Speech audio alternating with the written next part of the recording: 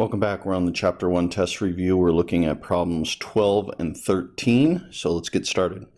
Crackers come in packages of 24. Cheese slices come in packages of 18. Andy wants one cheese slice for each cracker. Patrick made the statement shown. So this is his statement. He says if Andy doesn't want any crackers or cheese slices left over, he needs to buy at least 432 of each. He needs to buy at least 432 of each. And then on to our question, is Patrick's statement correct? So is this statement true? Use numbers and words to explain why or why not. If Patrick's statement is incorrect, what should he do to correct it? Okay, so that's our second question.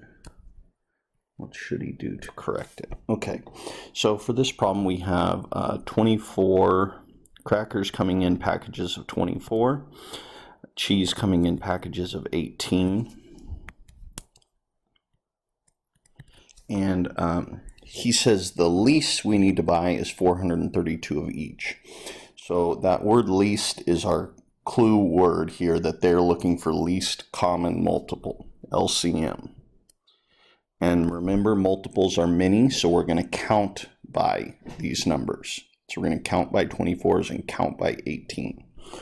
So let's start by counting by 24. 24, 48, let's see, 60, 72.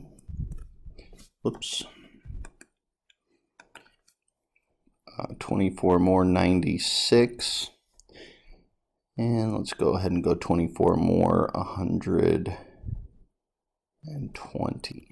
Okay, I'm going to stop there for now, just because I want to see maybe I'll get a match sooner rather than later.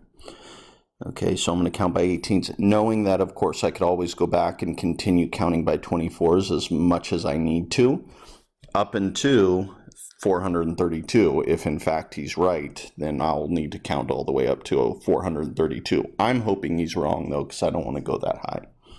So we count by 18s, 18, 36, another 18, 54, another 18 is going to be 72, and I'm going to stop right there. Why? Because I see that I already have a common multiple that is smaller than that 432. So is Patrick's statement correct? No. Patrick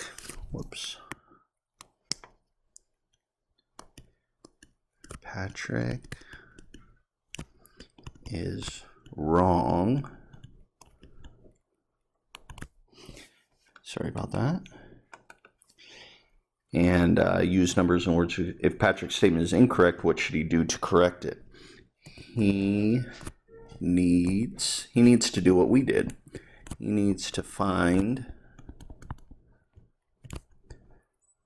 the LCM of 24 and 18,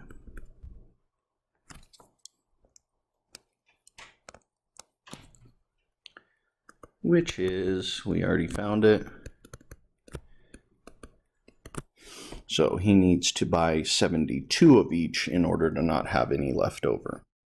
All right, moving on to number 13. There are 16 sixth graders and 20 seventh graders in Robotics Club. For the first project, the club sponsor wants to organize the club members into equal size groups. Each group will have only sixth graders or only seventh graders. Okay, that's important information. Part A, how many students will be in each group? If each group has the greatest possible number of club members. So again, now this problem, our keyword or clue word here is greatest. Since we want the greatest number of students in each group, that's our clue that we're looking for the GCF, or the greatest common factor of these two numbers. So I factor 16. I can do 1 times 16. I can do 2 times 8. I can do, sorry about that. I can do 4 times 4. Okay, for 20, factor it. I can do 1 times 20 to get 20. I can do 2 times 10. I can do 4 times 5. That's it. So what is the biggest factor they have in common? Well, we got it right here as 4.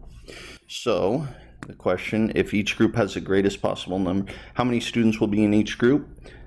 There will be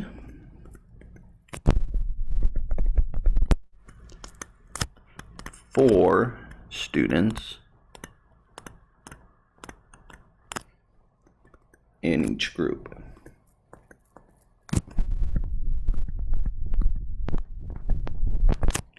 And if each group has the greatest possible number of members, which is what we just found, they'll have 4. How many groups of 6th graders and how many groups of 7th graders will there be? Oh, I always run into this. There we go. So obviously I didn't leave enough room for my space because I wanted the words to be a little bit bigger, but that's all right. So what it's asking is to get this 16 6th graders, we have 4 in each group. How many groups are there going to be? 4 times what gives you 16? So we know 4 times 4. So there's going to be 4 groups of 6th graders, 4 groups of 6th graders.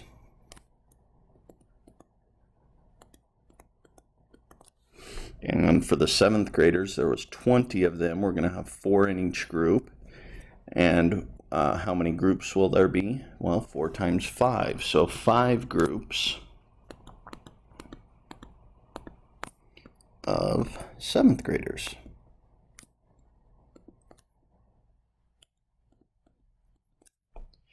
Alrighty. So that's it for 12 and 13. Thanks again for watching, and I'll see you on the next one.